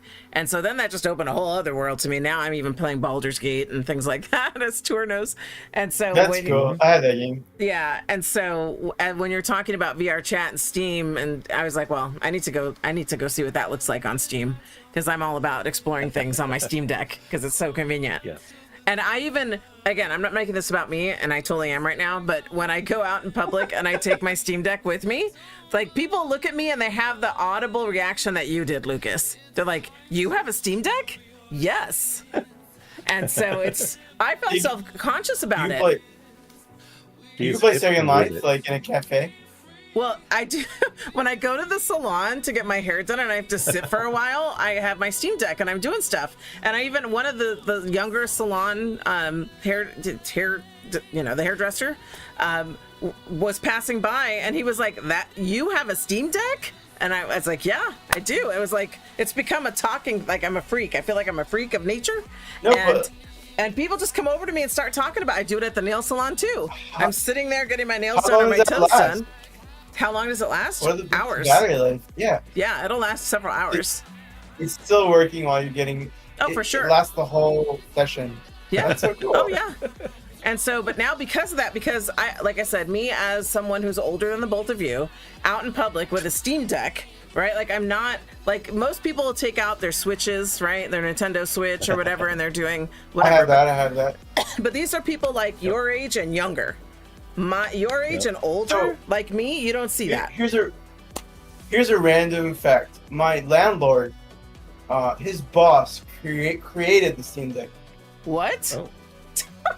Yeah, and my landlord has a Steam Deck, but he's not a fucking game. He doesn't game at all. Oh. But he has a Steam Deck. What does he do with it? His boss created the Steam Deck. I don't know. Is it a paperweight? But it is. Yeah, he doesn't. His son doesn't use it. Oh wow. But his boss created it. I've started using it so much more. Like, I got it to play Second Life mobile, basically, because the Second Life app is not sufficient. So it's better. It's a lot better than it used to be, but it's not what I need right now. And so I got the Steam Deck to do that with, but since doing that, now I have started exploring all the real, like, what you would use a Steam Deck for, not desktop mode, but the games that you play on Steam Deck. Like Baldur's Gate? Yes. We're having fun with Baldur's Gate. Yeah, we are. We're doing a co-op campaign. So cool. Yeah. That's so cool. Yeah. So that was the Steam Deck sidebar tangent. A good detour. Yeah. But now I'm gonna go check out VR chat on Steam Deck. Because if what I'm hearing Lucas say is that could be the next thing for whenever Second Life is gone, but I don't even. It's a thing. It's not the next thing. It's a thing. It's a virtual world. It's It's very anime. It has children. It has a lot of children. Yeah. Yeah. It's like Roblox. Yeah. But anime. And the worlds aren't, at least as I've seen them, the places that people build are not like nearly as detailed and interesting looking as you find in Second Life. But maybe that's just sample bias. Yeah, I mean, I'd be interested in hearing your experiences. I'm gonna look it up because I'm curious about things I can play on my Steam Deck. Yes. And so, but it's almost like I start thinking about IMVU, right? Like, I've never played that.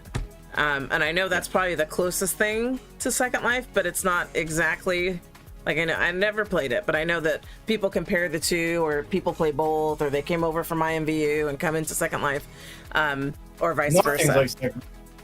Say again? I don't think anything's like Second Life. Sims. Yeah. Sims. The Second Life is so special. Yeah, it is. I would agree with that. It is. And that's why I spend most of my time here. Because I can explore other things, but I only have so much bandwidth. So as I've learned from tour. Yes. But I have my first life full-time job. It's a very full-time job. So I only have so much time for other things like Second Life. So I don't usually go too deep into other like virtual worlds. But I'm gonna check out VR chat on my Steam Deck because you've made me curious. You've piqued my interest, Lucas. Honestly, I've never played it, so I'm gonna join you. Alright, there you go. Got two more questions. So one, looking back over 20 years, is there any advice that you would give to your past self from when you started creating an SL? Maybe based on some of the lessons that you've learned over the years or experience that you've had.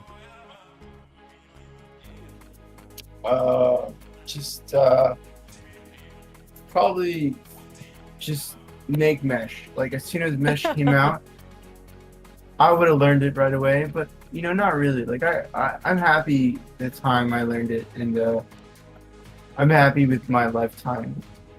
Okay. 20 years inside life. Yeah.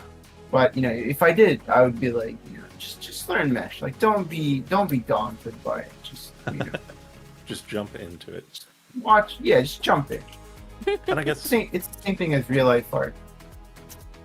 And I guess in a more contemporary setting, you could basically apply the same lesson today with PBR and folks who maybe are daunted by that. Yeah. Just, like, it is the new technology emerging in SL, and just it is what it is. Go ahead and learn it. See what you can do with it. Very good, very good. And final question, and you maybe kind of have flirted with this, but I just want to double check. So this is, what is one dream dish or some sort of like, culinary experience that you would love to bring into Second Life? If like, if you just had anything, no limitations on prims or anything as far as scripting goes, you could do whatever you wanted. What would you want to be able to create here?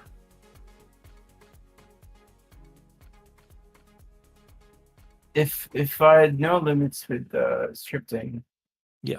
I think I definitely want to delve into cooking, like from scratch. Like a full-on like interactive cooking experience. Yeah, I think that that's pretty cool. Like the way Tridente does it in Canape. Mm-hmm. Oh yeah. I think it's pretty cool. Like my brain just can't like fathom it or to like justify it. But like, if I could,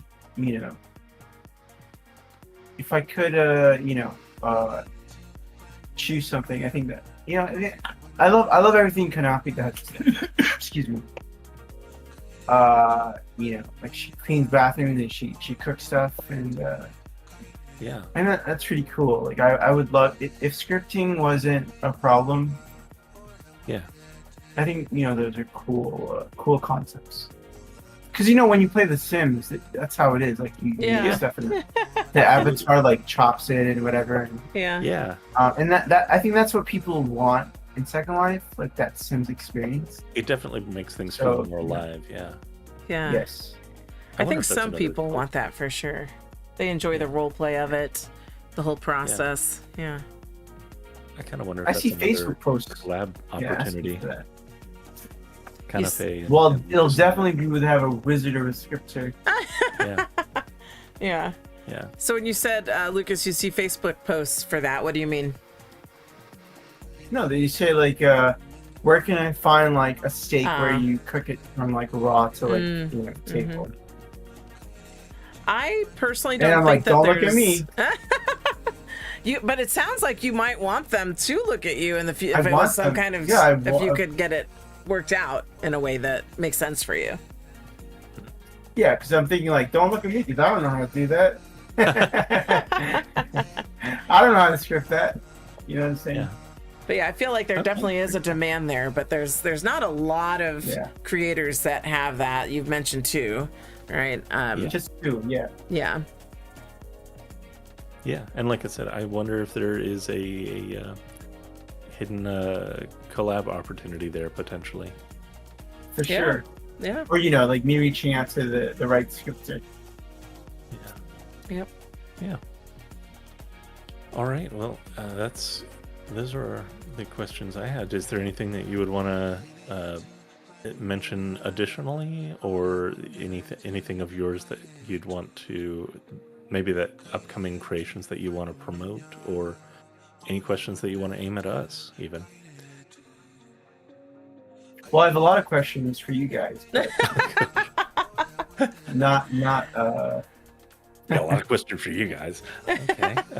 Well, I'm curious. Could you give us one of the questions you have? Yeah.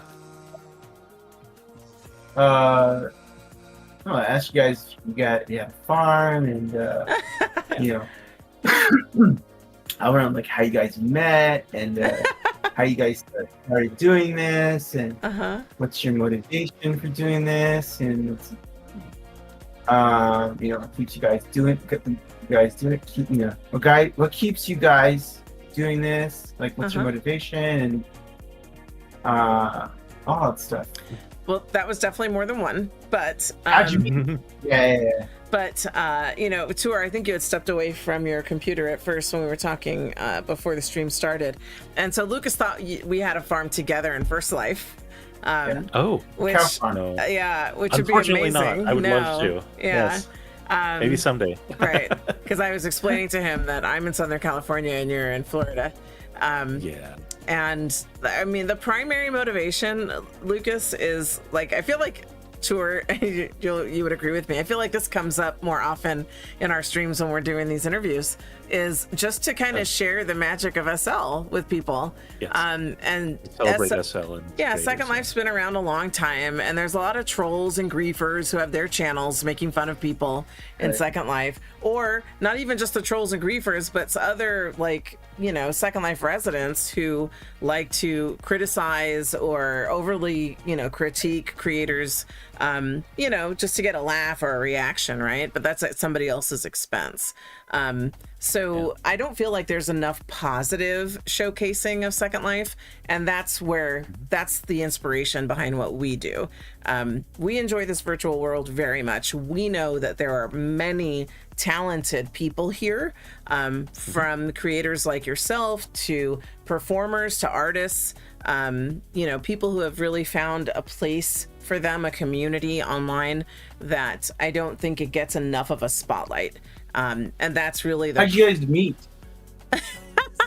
Well, like I said, it was the strip club. As I shared before, but how did you guys make it a connection? Well, how did your connection get so deep?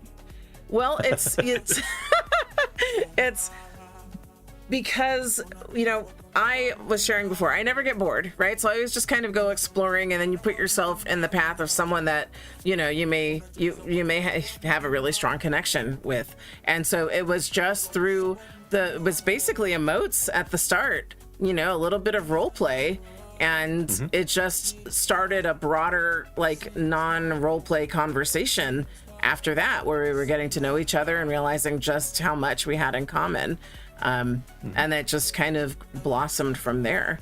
So, it's just random instances, and people, and this is a story. I was just talking to Stevie yesterday, Tour, about this. I already had an idea for another kind of thing we could do on the channel, which was something called I was spitballing, right? What a name's for it. How we met. Right. So, like, people want to know the stories. They want to know. This is something that came up in conversation with a friend yesterday, a Second Life friend, where they want to know the stories of how people come together in Second Life. How and so and there's no one recipe for finding someone to connect to in Second Life. There's so many different ways, but capturing those stories to maybe give others the ideas on how they could make those connections. So Chris and Chai are married, right? And I think it's so important. The relationships we have here is what keeps us from coming back. Yeah. And staying here. And I think what you're saying is so special. Like like capturing those stories, like how'd you guys meet, and like what keeps you together, and not even like just couples, like friends, and exactly. People have been friends for like 5 years. Yeah, it's just, I think it's what a great idea. Because I would totally fall asleep to that. You would tune in. Watch that. Well, definitely tune in. It's you know, I see the posts on Second Life Facebook, and I know you're on Second Life Facebook, and I also want to say, Lucas, I don't think you've accepted my friend request there. You might want to double check your queue. I have so many. I have like hundreds. I have like hundreds of requests that I. But sort through them and find mine. I haven't seen. Because I will. I go on I'm gonna do SL that later. Facebook and it says pending still. I'm like, I sent that months ago. There's like hundreds. You know what? Because like I have like 3,000 in my real life Facebook. I have like 150. Yeah, same. In my Second Life Facebook, I have like 3,000 something. Yeah. And I know the limit is 500. 5,000. Right? I mean 5,000. Yeah. So I don't know. Like I don't want to like you know. Hit the I know I'm max. gonna reach the limit Yeah. soon. So Yeah. I always like accept like people who have like 100 mutual friends or Yes. 500 mutual friends. Yes. If it says like 2 mutual friends, No. I'm like, oh, I don't know about sus. that. It's sus. Yeah, I'm the same way. But I'm gonna look for it later. Please I'm gonna do. look for It's yours months later. old, so you might have to dig back Yeah. a little bit. Okay. But, Okay. But one of the things that I see often on Second Life Facebook, because I'm sure you do too, Lucas, when you have time to look at it, is people who are like, I'm done with Second Life. They're like, it's their adieu kind of post, right? I don't pay attention to that. Right. I don't pay attention to that. And some people are like, why do you have to announce it? Just leave, right? But This is not an airport. Like, I don't need to know your flight details. Like, yeah. Just, but bye. one of the See things, you later. See you later. Right. But one of the things that I see across posts like that is that they have been unsuccessful in finding their people.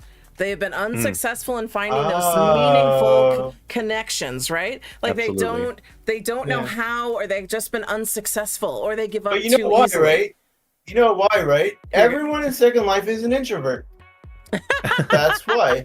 A lot of We're all introverts, for sure. Yeah. I don't think everyone, because there are definitely folks who I are. think two The of you, majority. like very rare. Extroverts are very rare. Well, I It's do mostly consider myself an 90% introvert, introvert. actually. So Yeah. Okay. Wow. yeah, I do. Yeah. Wow. So, but it's If you're an introvert, imagine everyone else.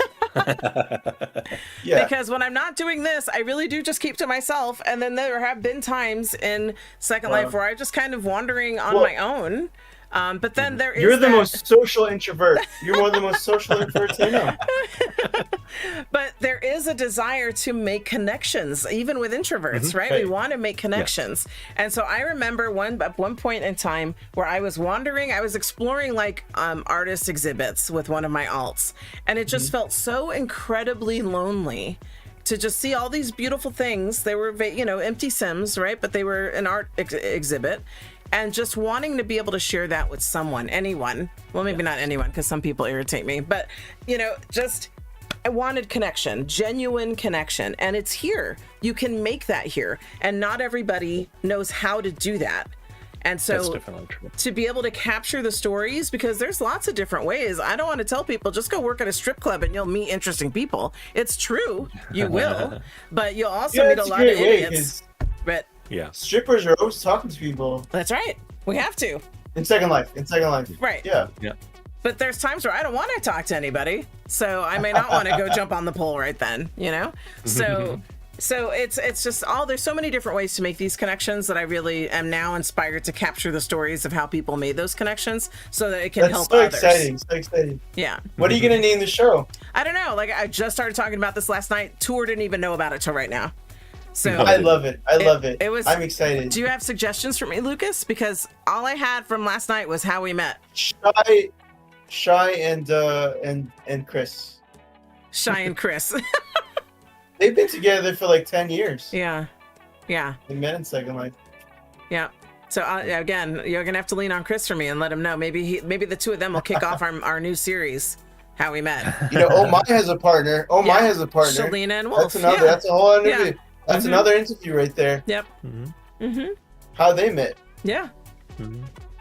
So I think a new series is born. So I'm gonna thank Stevie for that. Stevie I'm gonna say her last name wrong. Is it Basavi? Is that how you pronounce it to her? B-A-S. That's But Yeah, Sevi- it's Sevi- Basavi. Sevi? Basavi? Oh, I know that name. Yeah. I don't. Yeah.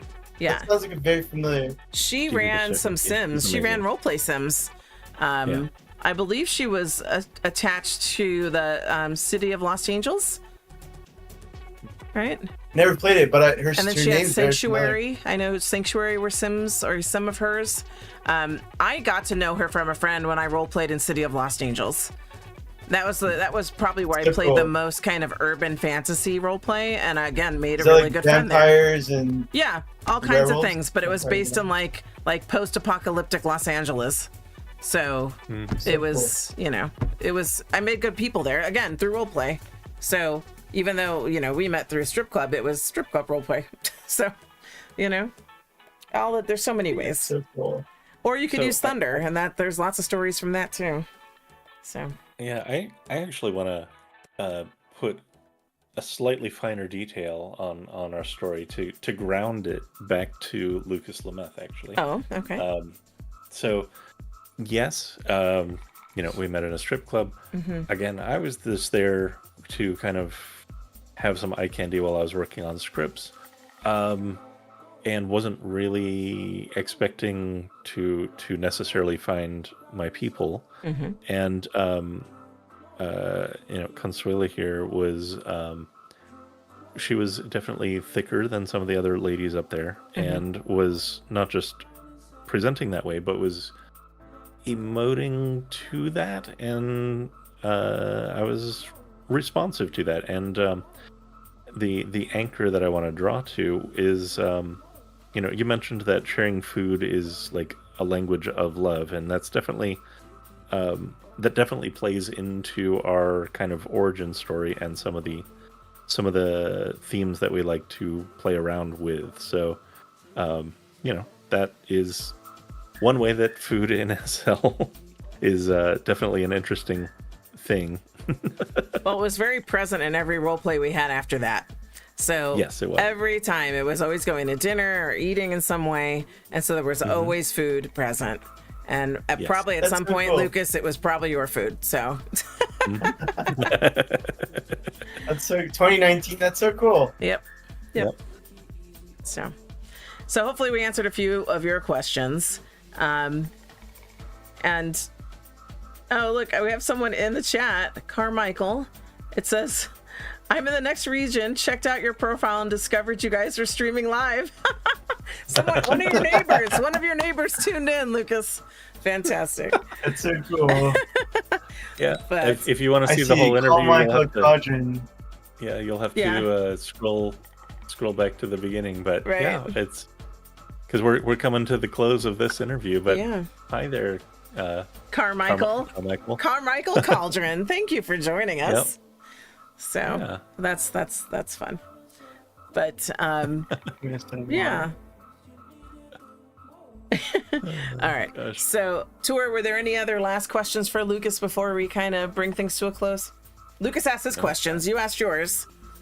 Lucas, is there anything you wanted to promote or shout out? I know you said was the candy platter is at Custom 9. Is that what you said? Yep, it's coming at Custom 9 this tomorrow. Or the Tomorrow. 15th. Tomorrow. The 15th isn't Okay. tomorrow.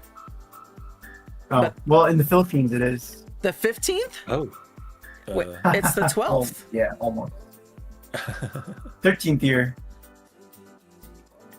Really? 15th year.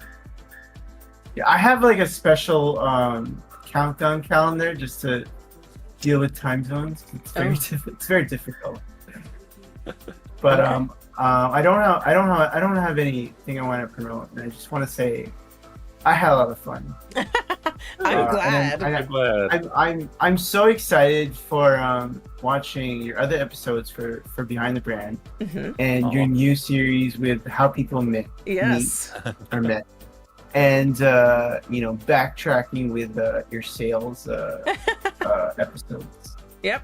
Yeah, I told you have to go back and see the 50 where you're in there because we timestamped them. So you could even just jump to all the Lucas Lameth segments where we talk about your food. I'll Anytime just you watch all of it. I'll just fall asleep to. yeah. I fall asleep in the. So this is what I fall asleep and then I rewind. Oh. Things I don't remember. I appreciate that. But yeah, you've made some appearances on our stream before and you didn't know it. Yes. So it's whenever your food is in an event, then We we're always picking it up and absolutely talking about it. Crazy over the production. I genuinely enjoyed your chemistry, your vibe. I Aw. really do. I love tuning in. Aw, Well, thank you, thank you. Lucas. That's really sweet of you. All right. Well, since we've covered all the things, I want to thank the folks who are watching us. We've had some silent viewers, nobody in the chat, but I've seen the numbers of views on the channel. So thank you to all those who are watching us in the background. Thank you to Carmichael Cauldron for jumping in the last minutes of our interview. I'm glad you joined us. I want to thank all the folks that subscribe to our channel, share with friends. We are, when we started the stream, we're at 570. And Lucas, you might know the story of the Speedo if you've watched some of our videos. I don't. You don't? Okay, so Not yet. Tour I don't know has- yet. You're about to find out, because Tour has, I guess, it's not even, I was going to say accidentally ended up in a situation where every 100 subs, he presents in a Speedo. So that's like Okay. the reward for the next 100. And so he owed the audience one for 500, and we did that yesterday with the Shop Very and Hop. exciting. And so we were at 570, so we're approaching 600. So Tour never, like, he will tell me he never agreed to do this every 100 subs, but he did it for the first, see, he did it for the first 100, and I generalized. Okay, so every 100 subs, you're getting a Speedo, because there's never too much Tour in a Speedo for me. Is it Noche? He wears Is it a his, Noche Speedo? he's worn last- Noche. Yesterday it was, Okay. yes. Yes. And so he has a Speedo I collection changed it now. up. Yeah, I Yes. do a different one That's each funny. time because I love it. I'm not going to do the same Speedo multiple Right. times. Right. Well, I'm going to share this Fresh on my Speedo content. Facebook and make sure you guys get 100 Good. more. I can Thank you. watch that episode. I appreciate that. All right. So every 100 subs, that's what he does for us. So, and he's a good sport, because he never said he was going to continue doing that, but he knows how happy it makes me and the people. So Yes. he will deliver. So Yes. Just like you have to deliver, New York style food, I have to deliver the Speedos. The Speedo. So yeah, so in closing, again, thank you to everybody who watches our videos, who subscribes, likes, comments, share with friends. We appreciate all of you being here. And we'll see you in the next one.